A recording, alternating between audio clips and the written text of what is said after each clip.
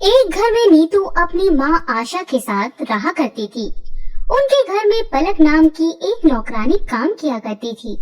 लेकिन अचानक ही पलक की तबीयत खराब रहने लगती है और पलक की बेटी सीमा को नीतू के घर काम करने आना पड़ता है। सीमा बहुत अच्छी थी और नीतू भी उसकी गरीबी और मजबूरी को समझती थी। लेकिन आशा इसके बिल्कुल विपरीत थी, क्योंकि उसको अपनी अमीरी का बहुत ज्यादा घमंड था। दिन बीतते हैं और नीतू को पता चलता है कि सीमा का जन्मदिन भी उसी दिन है जिस दिन उसका है, और वो सीमा से कहती है, परसों तेरा जन्मदिन है, तुझे पता है कि मेरा जन्मदिन भी उसी दिन है। ये तो बहुत खुशी की बात है, लेकिन हमारी किस्मत कितनी अलग है। ओहो, तुम जब देखो उदास क्यों रहती हो? अच्छा, मैं मेरी माँ से बात करूंगी कि वो तुम्हारे जन्मदिन का भी एक केक कटवा दे। सीमा ये सुनकर बहुत खुश हो जाती है और वहाँ से चली जाती है और अपने जन्मदिन वाले दिन नीतू अपनी माँ के पास जाकर कहती है, माँ, आज मेरे साथ सीमा का भी जन्मदिन है। मैं सोच रही थी कि जब हम मेरे जन्मदिन की इतनी बड़ी दावत कर रहे हैं, तो उसी दिन क्यों ना सीमा के जन्मदिन का भी एक केक कटवा दे। सुन मेरी बात, तो मेरी बेटी है, माँ नहीं, जो मुझे समझा रही है। एक तो वो लड़की अपनी माँ की तरह अच्छे से काम नहीं करती, फिर भी मैंने उसको तेरे कहने पर रखा हुआ है, और अब तू उसके लिए ये सब करना चाहती है। ओहो माँ, आपको तो समझाना बेकार है। मैं अपने जन्मदिन वाले दिन आपसे लड़ना नहीं चाहती, इसलिए मैं यहाँ से जा रही हूँ। नीतू ये बोलकर वहाँ से चली जाती है और अपनी अलमारी खोलती है और उसमें से 2 नई ड्रेस निकालती है जो उसको उसकी माँ और पिता ने जन्मदिन के लिए दिलवाई थी। वो एक ड्रेस लेकर सीमा के पास जाती है और उससे कहती है, ये लो सीमा, ये तुम्हारे लिए।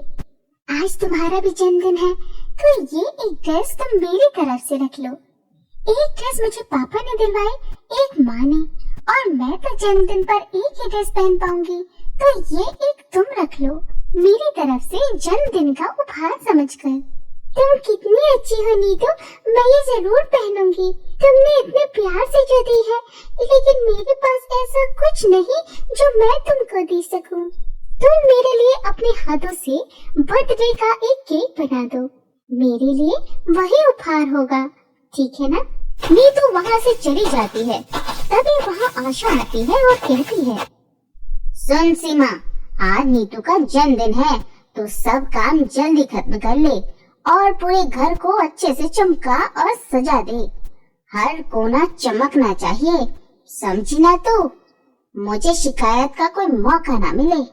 जी, मैं समझ गई, आप फिक्र ना करें, मैं सब कर लूंगी, और मैंने सब तैयारी भी पूरी कर ली है। और एक बात, मेरी बेटी चाहती है कि मैं तेरे और उसके जन्मदिन का केक एक साथ कटवा दूं। अब कोई उसको कैसे समझाए कि अमीर और गरीब में फर्क होता है।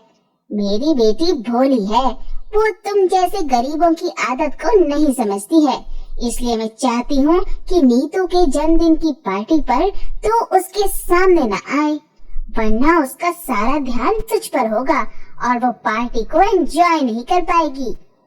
जी आंटी, मैं पार्टी में किसी को नजर नहीं आऊंगी, आप फिक्र मत करिए। तू अंदर ही रहना रसोई में, और जो खाना सबके जाने के बाद बच जाएगा वो तू अपने लिए और अपनी माँ के लिए पैक करके ले जाना। आशा ये बोलकर वहाँ से चली जाती है और सीमा को ये सब सुनकर बहुत बुरा लगता है, लेकिन वो कर भी क्या सकती थी। वो चुपचाप अपना सब काम करती है, घर सजाती है, खाना बनाती है और नीतू के लिए केक भी बनाती है। ऐसे ही शाम होती है और सीमा ने सब तैयारी कर ली थी कि तभी आशा रसोई में सीमा के पास आती है और उसे किसी काम के बहाने बाहर भेज देती है। शाम को नीतू अच्छे से तैयार होकर पार्टी में आती है और केक काटने का समय होता है, लेकिन नीतू की आंखें सीमा को तलाश रही थी और नीतू अपनी माँ से पूछती है, माँ, सीमा कहाँ गई? कहीं नजर नहीं आ रही। उसने सब तैयारी अच्छे से की और अब खुद कहीं गायब हो गई। देख ले, अब तू ही उसको अपनी दोस्त बोलती थी और तेरे जन्मदिन पर ही वो गायब हो गई। राम जाने कैसी लड़की है ये, शायद अपने घर चली गई हो। नीतू को अपनी माँ की बातों पर यकीन नहीं होता और वो समझ जाती है कि आशा झूठ बोल रही है। जिसके बाद वो सीमा को तलाश करने रसोई में जाती है तो उसे छोटा सा केक रखा मिलता है जो सीमा ने उसके लिए बनाया था, लेकिन आशा की वजह से वो उसे ना दे सकी। जिसके बाद वो उसी केक को लेकर बाहर आती है और उसी को कट करती है और ये देखकर आशा को बुरा लगता है। वहीं दूसरी तरफ सीमा पार्क में बैठकर रोते हुए खुद से कहती है, आज आंटी ने मुझे जानबूझकर केक कट होने के टाइम पर बाहर भेज दिया ताकि मैं नीतू की जन्मदिन पार्टी में ना रहूं। काश मेरी माँ की तबीयत ठीक होती तो मेरे साथ ये सब ना होता। भगवान, आपने मेरे साथ ही ये सब क्यों किया?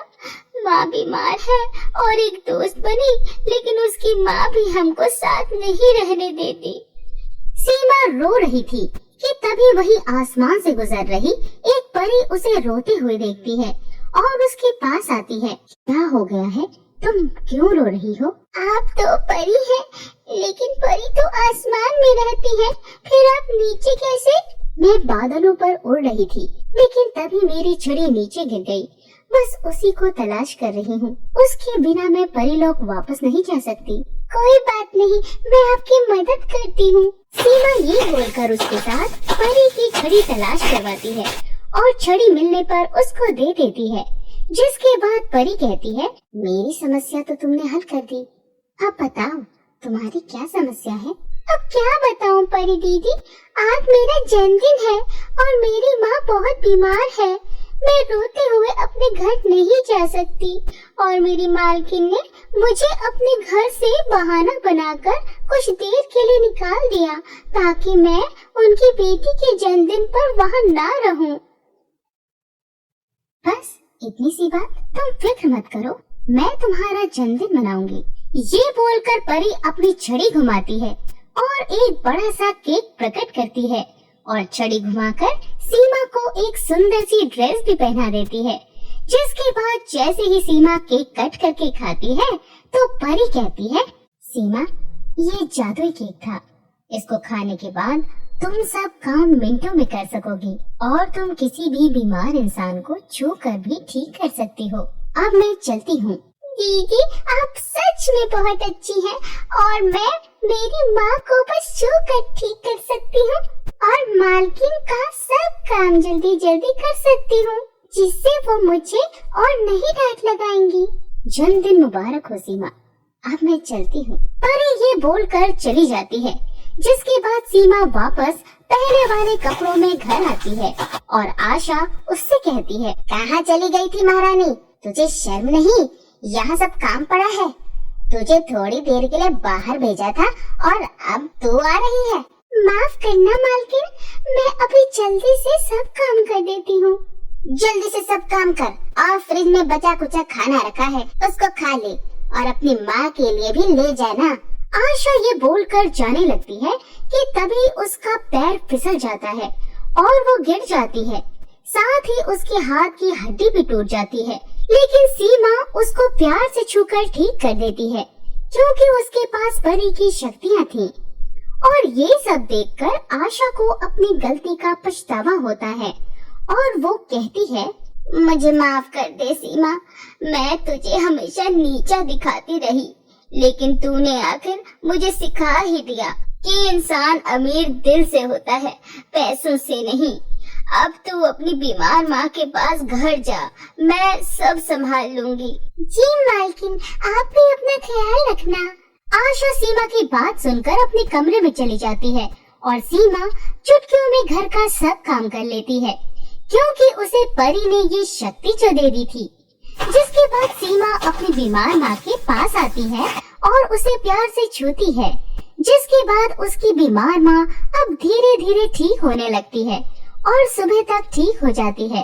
सीमा की माँ के ठीक होने के बाद अब सीमा की माँ वापस सीमा की जगह काम पर जाने लगती है और सीमा अपनी पढ़ाई पर ध्यान देती है और दोनों खुशी खुशी रहने लगती हैं।